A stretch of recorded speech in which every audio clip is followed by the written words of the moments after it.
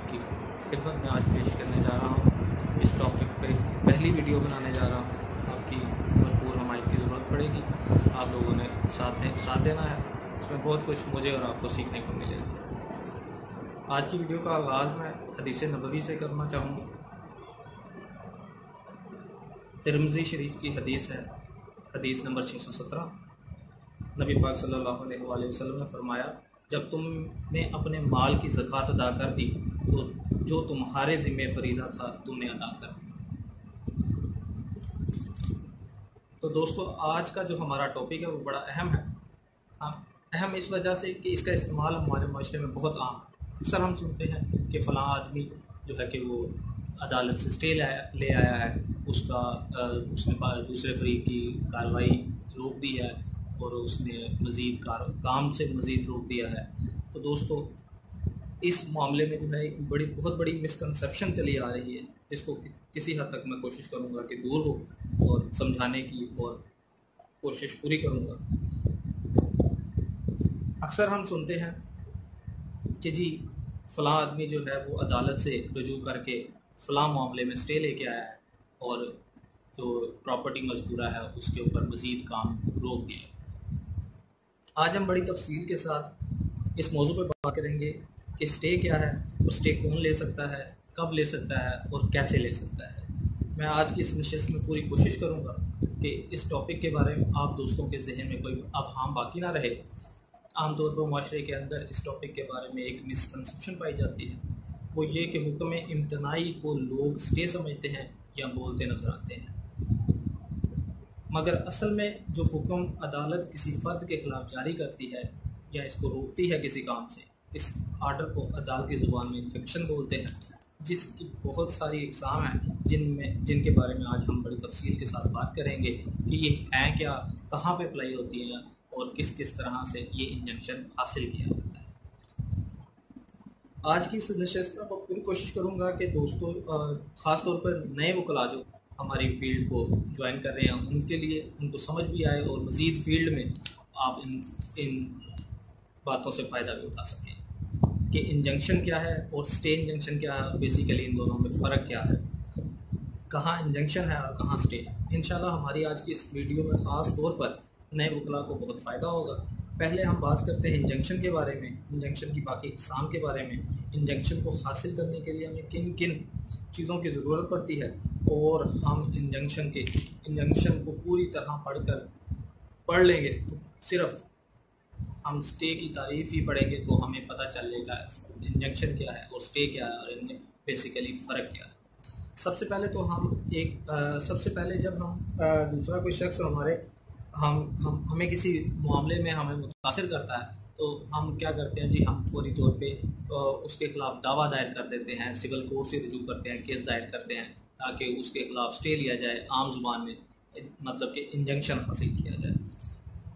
हमें सबसे पहले दावा या केस दायर करने से पहले किन किन चीज़ों की ज़रूरत पड़ती है, क्या क्या रिक्वायरमेंट्स हैं एक केस को दायर करने की, उनकी सिर्फ नाम ही लूँगा क्योंकि अगर उनको हम डिस्क्राइब करने में चले जाएंगे तो फिर वीडियो बहुत ज़्यादा लंबी हो जाएगी और हम अपने आज के टॉपिक से भी दूर हट जाएंगे। सबसे पहले है जी पार्टी के नाम और पते मुकम्मल, जो कि बेसिक रिक्वायरमेंट है किसी भी सूट की।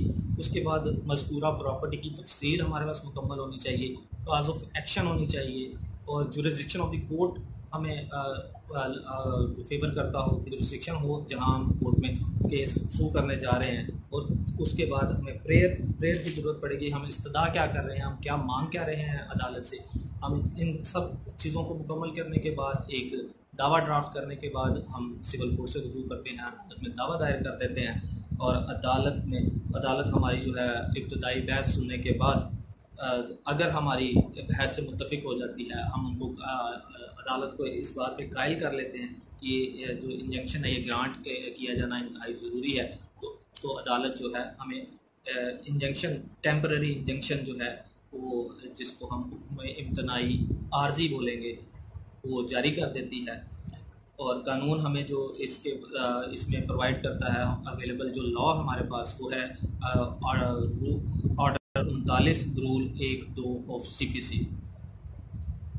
इसके बाद जनाब दोस्तों ऐसा है कि हम अपने दावे के साथ एक स्टे एप्लीकेशन फाइल करते हैं। वो स्टे एप्लीकेशन 39(1)(2) के तहत ही हम फाइल करते हैं और at the time of filing ही उसको दायर किया जाता है। उसकी वजह क्या होती है, उसको क्यों हम दायर करते हैं? उसकी वजह ये होती है कि जो हमारा मेन दावा है वो पता नहीं कब अदालत किसी फैसले पे पहुंचती है।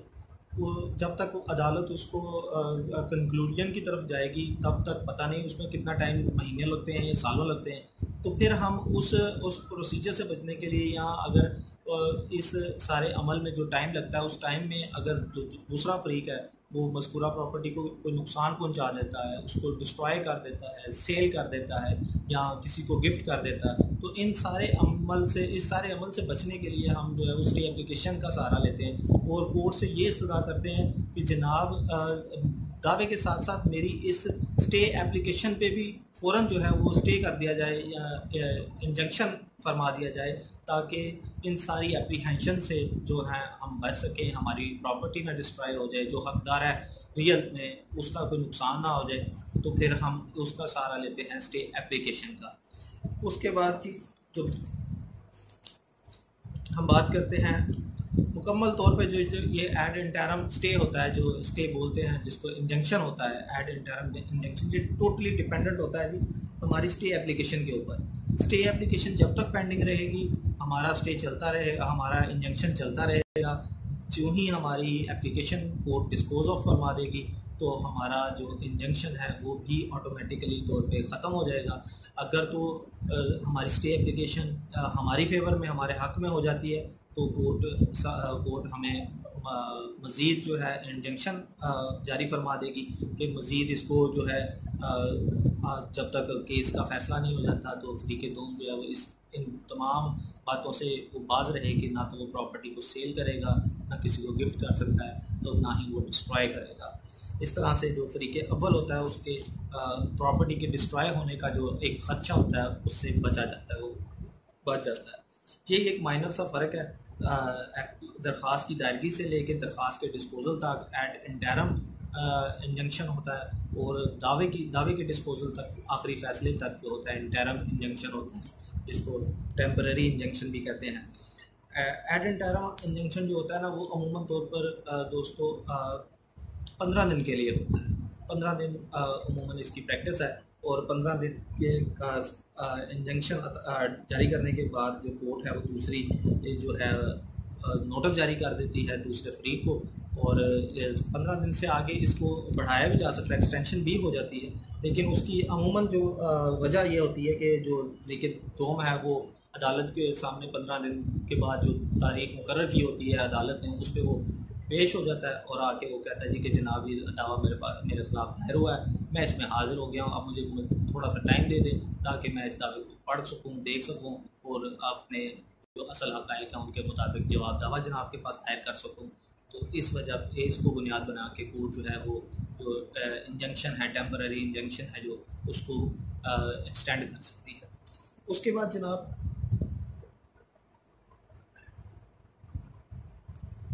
एड इंटरम इंजंक्शन वाली जो बात है स्टे एप्लीकेशन के ऊपर, जब अदालत फ़ैसला करती है तो अगर वो फ़ैसला हमारे हक़ में आता है कि हमारी एप्लीकेशन जो है मंजूर हो जाती है, तो कोर्ट हमें जो टेम्पररी इंजंक्शन मेन दावे में जारी फरमा दिया है उसकी जो कानूनी मियाद है, मुद्दत है, वो तकरीबन वो 1 साल है, और पहले ये 6 माह होती थी, अब ये बढ़ा दी गई है, 1 साल कर दी गई है। 1 साल में जो सिविल कोर्ट है, जो अदालत है, वो 1 साल के अंदर हमारे केस का फ़ैसला सुन सकती है, और अगर वो अदालत जो है वो 1 साल के अंदर फ़ैसला सुनाने में नाकाम रहती है तो ये जो हमारा टेम्पररी इंजंक्शन है ये ऑटोमेटिकली ख़त्म हो जाएगा, क्योंकि मियाद ही उसकी 1 साल है कानून में, तो वो मज़ीद एक्सटेंड नहीं हो सकता। हाँ, अगर कोर्ट समझती है कि इसको मज़ीद एक्सटेंड करना है या इसको बढ़ाना है किसी भी तरह से, तो किसी भी वजह से, तो वो पहले हाई कोर्ट को रिटर्न लिखेगी, इसके बारे में रिटर्न लिखेगी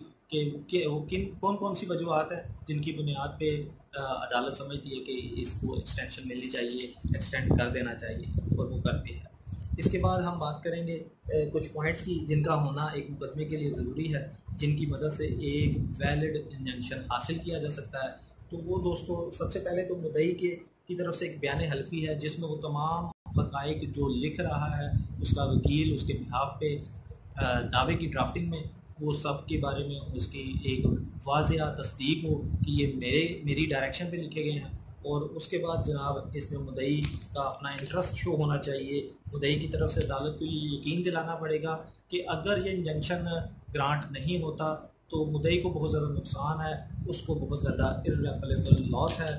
बैलेंस ऑफ कन्वीनियंस को वाज़ेह करना होगा कि अगर ये स्टे हो जाता है तो जो रिस्पोंडेंट साइड है उसका तो जो लॉस है या नुकसान है वो बहुत माइनर सा है। लेकिन अगर ये अदालत जनाब जो है ये स्टे नहीं ग्रांट करते तो जो मुद्दई मुकदमा है, जो साइल है, जो फर्स्ट पार्टी है, उसका बहुत ज़्यादा नुकसान है। तो इस बात पे जो अदालत को कायल करना होगा, बताना होगा कि बैलेंस ऑफ जो कन्वीनियंस है वो आपकी फेवर में है।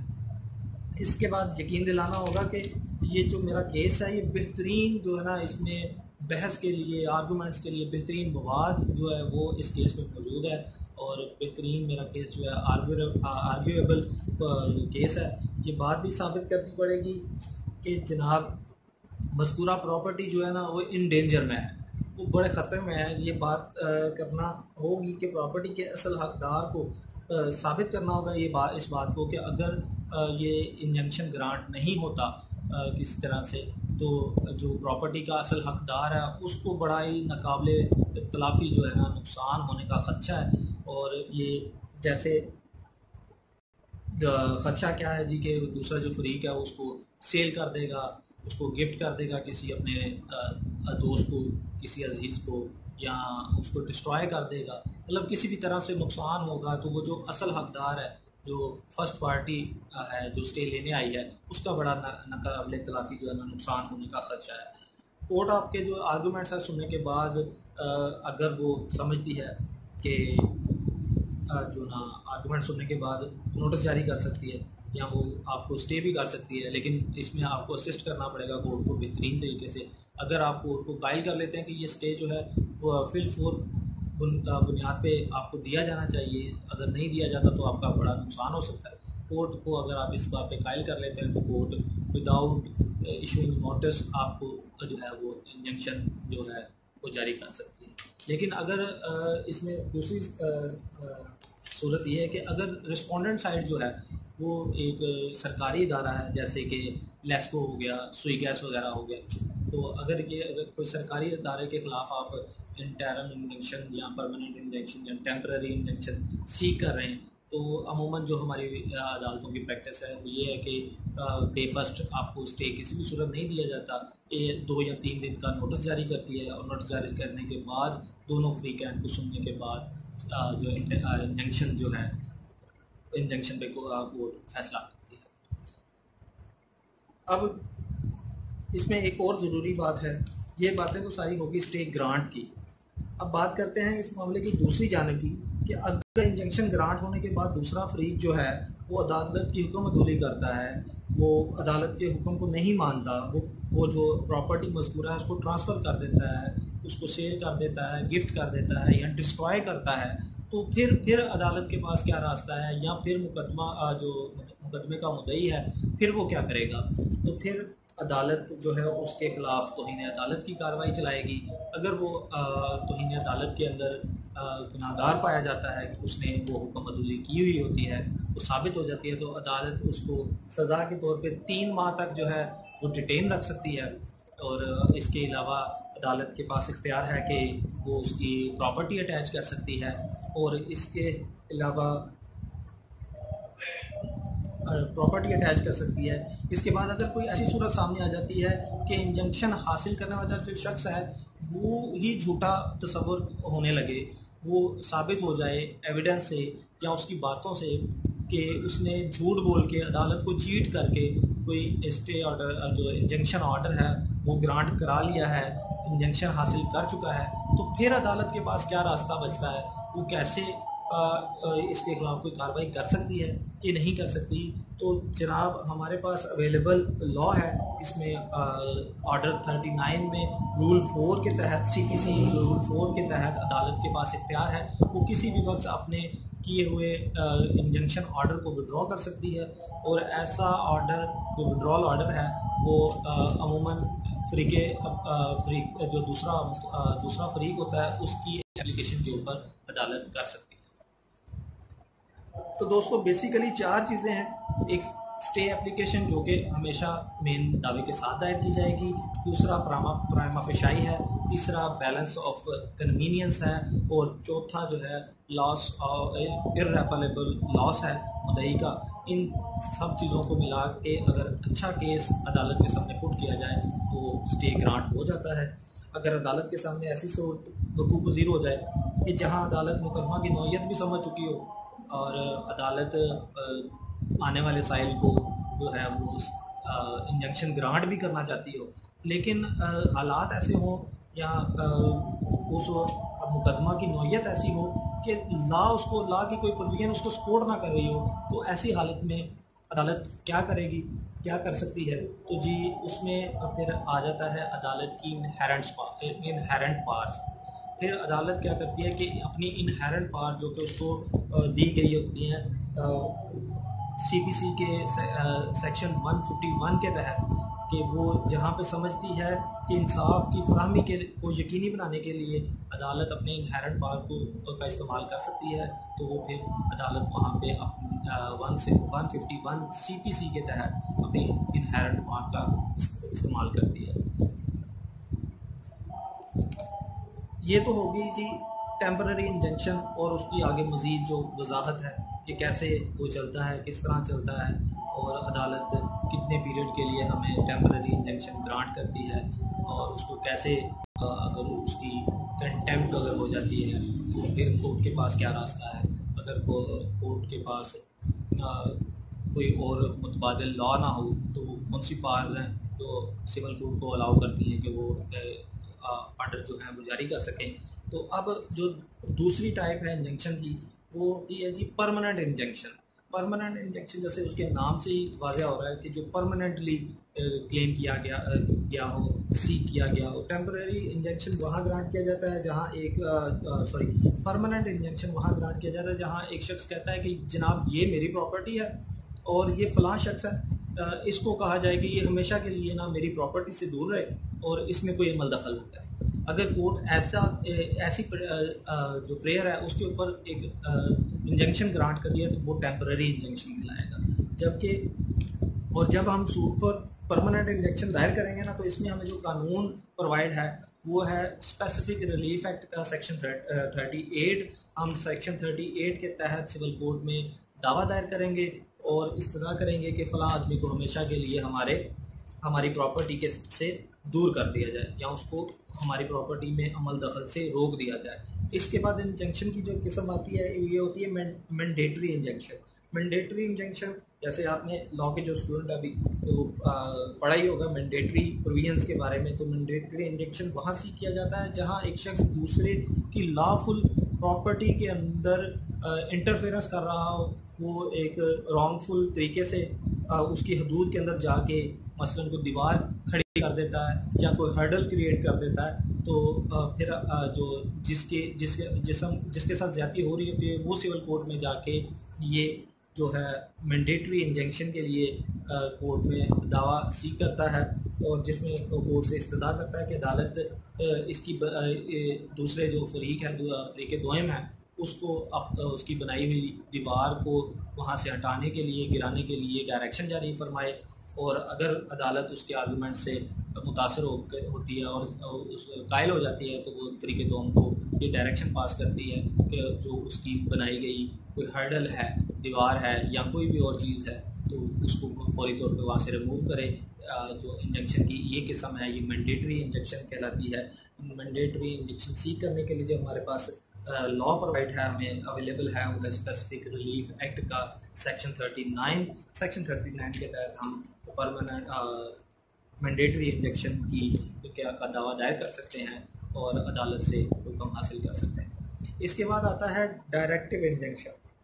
डायरेक्टिव इंजेक्शन जैसा कि उसके नाम से ही ज़ाहिर हो रहा है कि डायरेक्टिव इंजेक्शन में जो अदालत है किसी बंदे को कोई काम करने से रोकने की बजाय उसको कोई काम करने की मतलब कि आप फ़लाँ काम करें, आपके ऊपर ये ऑब्लिगेशन है, ये जिम्मेदारी अदालत डालती है कि आप ये फ़लाँ काम करें, तो रोकने की बजाय इसमें उल्टा है कि इसमें अदालत डायरेक्शन पास कर रही होती है कि आप ये काम करें।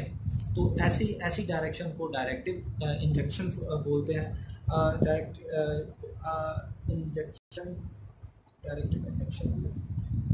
अब इंजेक्शन की एक किस्म होती है इंजेक्टिव इंजंक्शन। इसमें अदालत प्रॉपर्टी मज़कूरा की बाबत ये फरमाती है कि जो प्रॉपर्टी है इसको जूं की तूं अपनी इसी हालत में कायम दायम रखा जाए और इसकी हालत को तब्दील ना किया जाए। ऐसी डायरेक्शन को हम कहते हैं इंजेक्टिव इंजंक्शन। इसके बाद जो किस्म ज़ेर बहस होगी वो है प्रोवेंटिव इंजंक्शन। प्रोवेंटिव इंजंक्शन में अदालत बड़े वाज़ह तौर पर डायरेक्शन किसी बंदे को कर रही होती है कि आप फ़लाँ प्रॉपर्टी से फ़लाँ काम से बिल्कुल दूर रहें, ऐसी डायरेक्शन पास कर रही होती है। और ऐसी डायरेक्शन अक्सर जो है सिविल कोर्ट अपनी इनहेरेंट पावर को इस्तेमाल करते हुए जारी फरमाती है। इसके अलावा सेक्शन 40 और section 41 of specific relief act में हमें गाइडलाइन मुहैया की गई है कि अगर किसी शख्स के अमल से आपको कोई नुकसान पहुंचा है तो आप इंजंक्शन के साथ साथ उसको डैमेजेस भी क्लेम कर सकते हैं। मींस के आप उसको हर जाने के लिए भी जा सकते हैं उसके खिलाफ कि इस अमल से मेरा वक्त तो ज़ाया हुआ है, इसकी वजह से मुझे पैसों में इतना नुकसान हो गया, मेरी रेपुटेशन में इतना नुकसान हो गया, तो उसके लिए आप डैमेजेस भी मुद्दा लय के खिलाफ जो है वो सिविल कोर्ट में क्लेम कर सकते हैं। जो टेम्परेरी इंजेक्शन है वो हमेशा सेक्शन 39 के तहत सेक्शन 39 CPC के तहत दायर होगा। ये हमारे पास अवेलेबल रेमेडीज होती हैं। और जो इंटरम इंजेक्शन है वो हमेशा स्पेसिफिक रिलीफ एक्ट के तहत जो दायर किया जाएगा। इसके अलावा मैं बताता हूँ कि वो कौन कौन सी वजूहत हैं जिन हालात में कोर्ट जो है ना इंजेक्शन ग्रांट नहीं करती। सबसे पहले तो नंबर पे है जी सिविल कोर्ट जो है ना क्रिमिनल कोर्ट की प्रोसीडिंग्स के खिलाफ कोई ऐसा इंजेक्शन नहीं देती है। उसके बाद मुद्दई का जो है जो कंडक्ट है उसको मद्देनज़र रखते हुए ऐसा भी हो सकता है कि अदालत आपको जो कंजंक्शन का राइट है उससे महरूम कर देती है।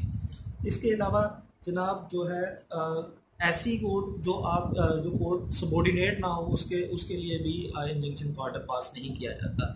जुडिशल प्रोसीडिंग्स के खिलाफ इंजंक्शन नहीं दिया जाता। उसके बाद मुद्दई के पास अगर अल्टरनेट रेमेडी मौजूद हो तो इन हालात में भी अदालत जो है उसको ये डायरेक्शन पास कर देती है कि आपके पास अल्टरनेट रेमेडी चूँकि मौजूद है तो आप अपना जो दावा है, अपनी जो सूट है उसको वहाँ ले जाएं और जो है इंजंक्शन वहाँ सिविल कोर्ट से ग्रांट नहीं किया जाता। मुद्दई का जो इंटरेस्ट है उसको भी देखा जाता है। अगर मुद्दई का इंटरेस्ट शो नहीं हो रहा दावे के अंदर तो इन हालात में भी जो है ना इंजंक्शन ग्रांट नहीं किया जाता। इसके बाद जनाब हम बात करेंगे इंजंक्शन की तारीफ़। बेसिकली जिस टॉपिक से शुरू है उसको वाइंड अप करने की तरफ आए तो इंजंक्शन है क्या। इंजंक्शन ये है कि जब अदालत किसी बंदे को किसी काम के करने का हुक्म जारी कर रही हो या किसी बंदे को किसी काम के ना करने का हुक्म जारी कर रही हो तो इसको जो है ना इंजंक्शन कहते हैं।